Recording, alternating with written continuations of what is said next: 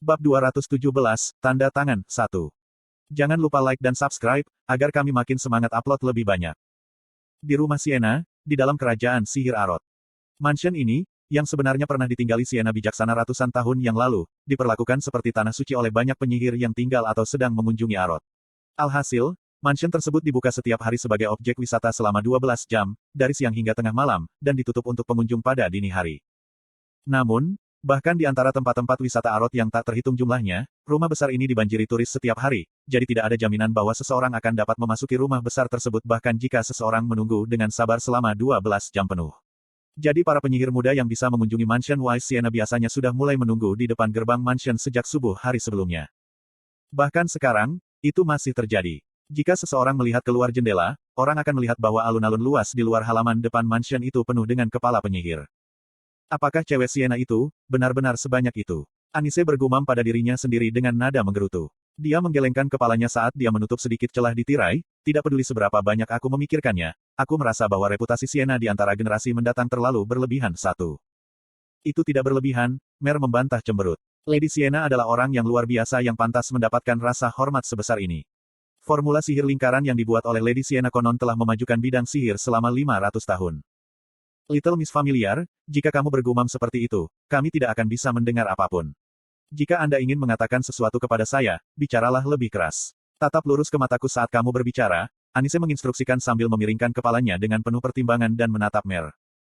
Bahu Mer bergetar di bawah mata birunya yang dingin. Mer mulai menyilangkan kakinya dan mengutak-atik jari-jarinya tanpa sadar. Sambil malah menundukkan kepalanya lebih jauh. Adas manis mendengus melihat pemandangan ini dan duduk di ambang jendela.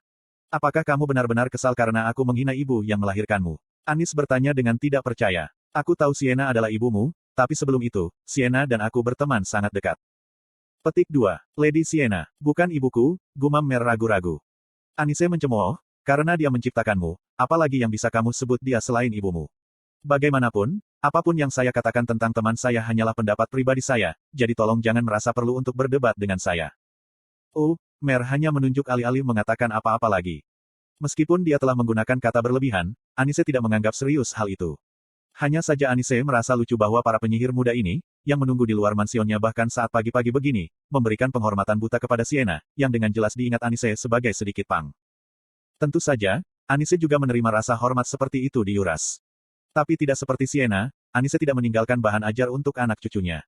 Pertama-tama, keyakinan adalah fondasi paling penting untuk sihir suci, jadi sulit untuk meninggalkan materi pengajaran apapun untuk generasi mendatang seperti halnya sihir biasa. Jadi yang bisa Anise lakukan hanyalah menuliskan beberapa baris atau petikan tulisan suci untuk anak cucunya. Secara alami, Anise tidak suka menulis bagian apapun untuk dicatat dalam tulisan suci. Meskipun Paus dan para kardinal waktu itu telah memintanya untuk menulis beberapa baris, apa yang dia tulis sebenarnya hanyalah beberapa baris kosong yang isinya tidak jelas dan lapang tanpa niat atau ketulusan yang sebenarnya. Kata-kata yang penuh dengan ketulusan dan kebenaran Anise sebenarnya ditulis menjadi dongeng anak-anak, bukan kitab suci. Meskipun ini adalah pertama kalinya saya datang ke sini. Saya merasakan nostalgia yang sama seperti dulu saya mengunjungi tempat ini beberapa kali, kata Anise. Nostalgia, ulang Mer. Ya, Anise menghela nafas, dulu, Sienna sibuk dengan penelitian sihirnya sementara aku sibuk minum alkohol. Minum alkohol, Mer bergumam kecewa. Anise tertawa, itu hanya lelucon. Meski diakui, tidak banyak. Bagaimanapun, dia dan saya memiliki banyak perhatian pada kami, dan saya juga harus melayani sebagai simbol kedamaian dan cahaya selama era pasca perang, jadi sulit bagi saya untuk menjauh dari Yuras. Karena itu, sangat jarang aku bisa bertemu Sienna secara langsung, jadi sebagian besar komunikasi kami dilakukan melalui sihir. Jarak antara Arot dan Yuras cukup besar sehingga membutuhkan perjalanan yang sangat panjang untuk melintasinya, dan di era itu, dengan kekacauan yang mengikuti berakhirnya perang secara tiba-tiba, perdamaian antar negara masih tidak stabil. Gerbang warp sekarang telah dibuka, menghubungkan berbagai negara dan kota, tetapi gerbang warp tidak ada di era pasca perang.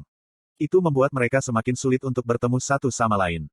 Karena itu, Sienna telah menghadiahkan Anise sebuah bola kristal yang telah dia pesona secara pribadi. Meskipun memiliki kekurangan karena membutuhkan mana dalam jumlah besar, kekurangan seperti itu tidak ada artinya bagi Sienna dan Anise. Meski tidak sesering bertemu setiap hari, hal ini tetap membuat mereka sering mengobrol. Mereka bertukar gosip yang tidak penting dan saling merengek. Mereka juga berbagi semua cerita yang belum atau tidak bisa mereka bagikan saat mereka berlima berkeliaran di dunia iblis bersama. Hamil itu benar-benar bajingan. Suatu hari, Sienna menelepon Anise saat mabuk. Bahkan tidak perlu bertanya apa yang sedang terjadi. Wajahnya diwarnai merah karena mabuk, dan dia terus meneguk alkohol dalam jumlah besar bahkan di tengah panggilan. Memikirkan kembali sekarang, itu tampak cukup menyeramkan, tetapi Sienna menangis sambil menggosokkan pipinya ke kalung yang menahan jiwa hamil yang tersegel di dalamnya. Dia kemudian berbicara banyak tentang satu-satunya rekan mereka yang telah meninggal. Hamel tidak memiliki keluarga, juga tidak memiliki keturunan. Meskipun dia mungkin masih diingat saat ini, jelas bahwa saat ini, dia pasti akan dilupakan suatu hari nanti. Anise dan Sienna tidak menyukai pemikiran itu. Mereka menganggap diri mereka gagal. Meskipun mereka telah bersumpah untuk membunuh semua Raja Iblis, mereka tidak bisa membunuh mereka semua. Sienna dan Anise sangat menyadari bahwa kedamaian saat ini telah diperoleh karena keinginan dan belas kasihan dari Raja Iblis Penahanan. Dunia memuji 4 orang yang telah kembali dari kasta Raja Iblis Penahanan sebagai pahlawan. Ada banyak pertanyaan tentang apa yang telah terjadi di dunia iblis, kesulitan dan kesulitan seperti apa yang telah mereka lalui untuk mencapai kastil penahanan Raja Iblis, tidak, untuk menyelamatkan dunia. Tetapi keempat orang yang selamat tidak pernah sekalipun menjawab pertanyaan seperti itu dengan benar. Seluruh dunia telah memuji perjalanan mereka dan akhirnya sebagai prestasi yang mulia, tetapi bagi mereka, perjalanan mereka dan akhirnya adalah kegagalan yang memalukan. Saya tidak ingin menulis autobiografi. Itu merendahkan dan terasa seperti saya mencoba untuk memutarnya dengan baik. Saya juga tidak ingin meninggalkan kisah kegagalan saya untuk dibaca oleh generasi mendatang. Anis, bagaimana denganmu? Mereka sedang mempersiapkan versi baru dari Kitab Suci Cahaya, dan mereka terus mengatakan bahwa mereka ingin memasukkan biografi saya ke dalamnya, menyebutnya Injil Anise. Mereka bahkan ingin saya memasukkan banyak kata-kata baik untuk generasi mendatang. Apakah kamu menyetujuinya? Apakah Anda tidak waras? Mereka bahkan berlutut di depan saya dan memohon, jadi saya hanya menuangkan bir saya padanya dan memasukkannya ke dalam kotak di telinga. Saat mereka bertukar cerita seperti itu. Bagaimana dengan dongeng? Tanpa mengungkapkan siapa yang menulisnya, mari sebarkan secara diam-diam ke dunia. Kami akan berbicara tentang seberapa banyak omong kosong yang kami lalui di Helmut. Apakah ini demi Hamel? Ya, dia sudah mati, tapi, jika kita terus diam tentang hal itu, orang-orang di dunia bahkan tidak akan tahu bagaimana dia mati, kan? Saya tidak ingin Hamel dilupakan. Sejak saat itu, Sienna mulai menulis dongeng sebagai hobinya dan akan meminta Anise meninjau draft tersebut untuk mendapatkan dukungan. Secara alami, Anise tidak hanya membacanya tetapi menambahkan lebih banyak kata atas kemauannya sendiri. Kemudian dia akan mengembalikan manuskrip itu kepada Sienna, yang akan membacanya dan menambahkan lebih banyak kata. Jelas, tujuan awalnya adalah agar Hamel tidak dilupakan. Itu juga untuk memberikan jawaban mereka pada dunia tentang apa yang telah dilalui pahlawan dan teman-temannya di Devildom of Helmut. Namun, di suatu tempat di tengah semua itu, banyak kepentingan egois dan sampah lainnya bercampur di dalamnya. Berkat itu, dia masih dikenang sebagai Hamel bodoh bahkan setelah 300 tahun berlalu, jadi bukankah itu hal yang baik pada akhirnya? Anise berpikir pada dirinya sendiri ketika dia melihat sekeliling ruangan. Itu adalah pemandangan yang biasa. Kamar Sienna tampak persis seperti yang dilihatnya melalui bola kristal ratusan tahun yang lalu. Sienna biasa belajar sihir atau terus menulis dongeng sampai larut malam dengan bola kristal mereka masih terhubung. Tempat di mana Sienna duduk saat itu, adalah tempat di mana Eugene saat ini duduk. Eugene saat ini sedang tenggelam dalam pikirannya saat Akasha disampirkan di bahunya. Alasan dia meninggalkan perkebunan Leonhard dan datang ke sini ke Arot adalah untuk meminta nasihat dari Lovelian dan Master Menara lainnya mengenai tanda tangan. Tanda tangan adalah mantra yang dapat digunakan sebagai simbol Archwizard yang telah mencapai lingkaran ke-8. Itu harus mantra asli yang dibuat oleh Archwizard sendiri. Itu adalah realisasi dari semua keajaiban yang telah mereka pelajari dan apa yang telah mereka kejar sepanjang hidup mereka. Tanda tangan adalah mantra hebat yang harus dibanggakan oleh Archwizard sendiri dan bukan sesuatu yang bisa digunakan dengan mudah, tetapi jika dan ketika digunakan, itu harus mampu menciptakan fenomena yang sesuai dengan kepentingannya. Saat ini, standar untuk Archwizard mencapai lingkaran ke-8, dan Eugene belum mencapai lingkaran ke-8. Namun, rumus api cincin yang telah disusun dengan memasukkan lubang abadi sihir memungkinkan Eugene untuk melakukan sihir dengan peringkat yang jauh lebih tinggi daripada yang sekarang. Lalu ada Akasha, dengan staf luar biasa yang telah dibuat menggunakan seluruh hati naga, dan bersama dengan bantuan Mer, dia mampu merapal mantra hingga lingkaran ke-7 tanpa beban apapun. Meskipun mantra lingkaran ke-8 tidak mungkin, pikir Eugene. Pertama-tama, katalog mantra lingkaran ke-8 belum ditetapkan dengan jelas. Ini karena penyihir yang telah mencapai level setinggi itu lebih suka menciptakan mantra menyenangkan yang lebih cocok untuk diri mereka sendiri daripada merapalkan mantra generik apapun. Itulah mengapa Eugene tidak akan bisa merapal mantra lingkaran ke-8, tidak peduli seberapa berguna rumus api cincin dan Akasha. Itu alasan yang cukup sederhana. Mantra lingkaran ke-8 tidak dapat digunakan tanpa terlebih dahulu mencapai tahap itu sendiri. Jadi tidak peduli seberapa dalam dan rumitnya Akasha memungkinkannya untuk memahami mantranya, lingkaran yang dia buat di dalam tubuhnya tidak dapat mengeluarkan sihir seperti itu. UGGH. Dia telah kehilangan hitungan berapa banyak erangan yang dia keluarkan. Tidak lama setelah Yujin mengatasi kamar gelap, sepucuk surat telah tiba dari Master Menara Merah di Arot, Lovelian. Surat itu telah dikirim sebagai pertanyaan sopan untuk memeriksa apakah dia baik-baik saja, dan Yujin telah memasukkan dalam balasannya berita bahwa dia telah mencapai bintang ke-6 Formula Api Putih. Kemudian setelah beberapa hari, surat lain datang sebagai balasannya. Surat itu dimulai dengan ucapan selamat atas pencapaiannya yang fenomenal dan dilanjutkan dengan menanyakan apakah dia punya waktu luang untuk mengunjungi Arot dan bekerja membuat tanda tangannya. Ketika mereka menerima berita ini dari Arot, Anise bahkan lebih bahagia daripada Mer untuk menerima undangan tersebut. Alasannya adalah dia ingin mengunjungi rumah Sienna. Ini bukanlah permintaan yang sangat sulit untuk dipenuhi oleh Yujin. Dia telah diakui oleh keluarga kerajaan Arot sebagai pewaris Sienna yang bijaksana, jadi hanya dengan sepatah kata, dia bisa memasuki mansion dini hari ketika seharusnya ditutup. Sementara Anise, Dua, dan Mer sedang melihat-lihat rumah kosong dan mengenang, Yujin duduk dan mulai memikirkan tanda tangannya. Petik 1 titik. Tanda tangan, iya. Hampir semua mantra yang digunakan Yujin sejauh ini telah dipelajari dari Akron, dan Yujin sendiri tidak pernah sekalipun menciptakan mantranya sendiri. Juga, Yujin tidak berpikir dia memiliki jenis bakat atau bakat yang dibutuhkan untuk ciptaan seperti itu. Bagaimana dengan fakta bahwa dia bisa mempelajari sihir dengan sangat cepat? Itu hanya karena Yujin dilahirkan dengan kemampuan untuk merasakan, mengendalikan, dan memanipulasi mana dengan sempurna. Mudah baginya untuk mempelajari mantra yang sudah mapan dengan bakat ini, tapi tidak mudah baginya untuk memahami membuat mantra baru yang belum pernah ada sebelumnya. Tapi bukan berarti aku bisa menyerah begitu saja, lanjut Yujin merenung. Dia tidak akan begitu ambisius jika dia tidak memiliki bakat sihir atau tidak pernah mempelajari sihir apapun sejak awal. Namun, Yujin telah mencapai peringkat tepat di bawah Archwizard dalam hal sihir, dan karena itu, dia tidak bisa menyerah untuk membuat tanda tangan. Secara alami, apa yang diinginkan Yujin bukanlah pengakuan disebut Archwizard. Yujin berfokus pada faktor keunikan dan kejutan signature. Meskipun dia telah mendengar apa yang dikatakan hantu Vermont, Yujin masih ingin membunuh semua Raja Iblis. Terutama Raja Iblis penahanan. Untuk mendapatkannya, Yujin pertama-tama harus mencapai kastil Raja Iblis, Babel, dan dia kemudian harus naik ke puncak untuk memasuki ruang kerajaan penahanan. Dan seperti yang telah diperingatkan Vermont padanya, Raja Iblis penahanan tidak akan hanya menonton diam-diam saat Yujin mendaki Babel. Konten iklan. Tapi rintangan terbesar untuk mendaki Babel, tentu saja, adalah bajingan itu, Blade of Incarceration, gerutu Yujin. Di kehidupan sebelumnya, Hamel lebih lemah dari Blade of Incarceration. Itu adalah fakta yang tak terbantahkan. Tapi jika dia bisa membuat tanda tangan yang layak, itu pasti bisa berfungsi sebagai kartu liar selama pertarungannya melawan Blade of Incarceration. Dan Raizakia, ini akan berguna ketika saatnya tiba untuk menangkap bajingan ular beludak itu juga. Kursi tempat dia bersandar kembali miring ke atas. Menurut Mer, Sienna telah meletakkan dasar sihir dan lubang abadi sambil duduk di meja dan kursi di mansion ini. Meskipun tidak sering dia percaya pada hal-hal seperti tahayul, Yujin berharap ada sesuatu yang menyala di dalam kepalanya seperti inspirasi yang tiba-tiba jika dia duduk di sini dan memikirkannya secara mendalam. Petik 2. Hei, Anise, panggil Yujin sambil menggelengkan kepalanya, yang sakit karena berkonsentrasi terlalu keras. Apa itu? Adas manis, yang sedang duduk di ambang jendela terdekat, menjawab sambil menoleh untuk melihat ke arah Yujin.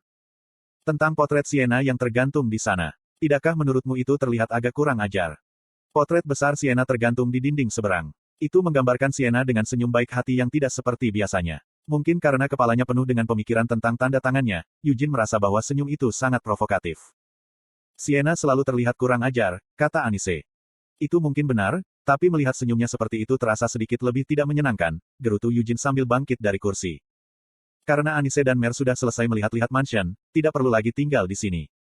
Sebelum mereka meninggalkan ruangan, Yujin melirik potret yang tergantung di dinding. Meskipun ini adalah perasaan yang sudah dia rasakan berkali-kali sebelumnya, senyum yang digambarkan dalam potret itu terasa canggung bagi Yujin. Meskipun benar bahwa senyuman murah hati seperti itu sepertinya tidak cocok untuk Sienna, Yujin juga merasakan kesedihan dan emosi kosong yang tidak biasa bagi Sienna dalam senyuman itu. Suasana hati Yujin memburuk setiap kali dia melihat ini. Itu membuatnya mengingat kembali wajah Sienna ketika Hamel sedang sekarat, air matanya jatuh saat dia memohon agar dia tidak mati. Dan itu menyerupai wajahnya yang menangis ketika mereka bertemu di dalam pohon dunia ketika dia terus meminta maaf meskipun dia tidak perlu meminta maaf. Petik 2. Lain kali, gumam Yujin pada dirinya sendiri dengan suara rendah saat dia menempatkan Akasha kembali ke dalam jubahnya. Dia tidak tahu kapan itu mungkin terjadi, tetapi ketika mereka bertemu lagi. Yujin memiliki gagasan bahwa begitu Sienna dibebaskan dari segel, dia ingin datang ke mansion ini bersamanya. Dia akan menempatkan Sienna di depan potret itu dan menunjuk ke sana. Yujin ingin menggodanya saat mereka melihat senyum bodoh itu bersama. Kemana kamu pergi sekarang? Anis bertanya. Ke Menara Sihir Merah, jawab Yujin. Tapi karena tidak ada alasan bagi kita untuk pergi ke sana bersama, kamu bisa mencari penginapan lain untuk. Anise memotongnya, tapi tidak ada alasan nyata bagi kita untuk berpisah, kan? Mungkinkah menara sihir Arot begitu pelit sehingga mereka bahkan tidak memiliki satu kamar pun yang dapat mereka pinjamkan kepada tamu asing? Jika kita bertanya, maka dia harus meminjamkan kita satu, tapi, Eugene berhenti menggerutu ketika dia melihat sesuatu di depan mereka. Mereka telah meninggalkan mansion dan mulai berjalan menyusuri jalan saat hari masih hampir malam. Pentagon adalah ibu kota Arot, yang disebut kerajaan sihir. Pemandangan jalan-jalan ini yang diterangi pada malam hari cukup indah untuk disebut sebagai objek wisata itu sendiri, tetapi saat ini, masih pagi, jadi satu-satunya cahaya yang menerangi jalan adalah lampu jalan yang pucat. Di bawah lampu jalan itu, seorang wanita berdiri di sana mengenakan mantel yang sangat besar hingga ujungnya menyentuh tanah. Matanya ditutupi oleh topeng berbentuk kupu-kupu, dan kemudian dia memakai topeng di bawahnya untuk membuat penampilan yang lebih mencurigakan. Eugene berdiri di sana tercengang saat dia menatap wanita itu. Mer, yang berjalan di sampingnya alih-alih mengenakan jubahnya, menarik lengan baju Eugene. Apa sih yang bisa dia lakukan berdiri di sana? Mer bertanya padanya. Berpura-puralah kamu tidak mengenalnya, perintah Eugene saat dia segera berbalik. Untuk sampai ke Menara Merah Sihir, mereka harus pergi ke arah di mana wanita itu berdiri, tetapi Eugene berpikir akan lebih mudah untuk pergi mengelilinginya daripada ditangkap oleh orang setengah dungu itu, wanita gila. Kenapa kamu mengabaikan saya? Wanita itu tiba-tiba berteriak ketika dia berlari keluar dari bawah lampu jalan. Identitas wanita ini adalah Melkit El Hayah, Master Menara Putih. Melkit melanjutkan, Leonhard Brat, aku bicara padamu. Tentu saja, saya tahu Anda tidak akan terkejut dengan identitas saya. Kamu sangat tajam, jadi aku tahu bahwa kamu akan mengenaliku tidak peduli apa penyamaran yang aku lakukan. Tapi tidakkah kamu pikir kamu bertindak terlalu jauh dengan hanya mengabaikanku? Lalu bagaimana kamu mengharapkan aku bereaksi terhadapmu? Eugene menuntut dengan putus asa. Tuan Menara Putih, apa yang kamu lakukan di sini? Tidak bisakah kau menanyakan hal seperti itu padaku? Kemudian saya bisa tertawa, melepas topeng saya, dan menunjukkan kepada Anda lelucon yang telah saya siapkan, kata Melkit sambil mengangkat topeng kupu-kupunya sedikit dan melirik ke arah Eugene.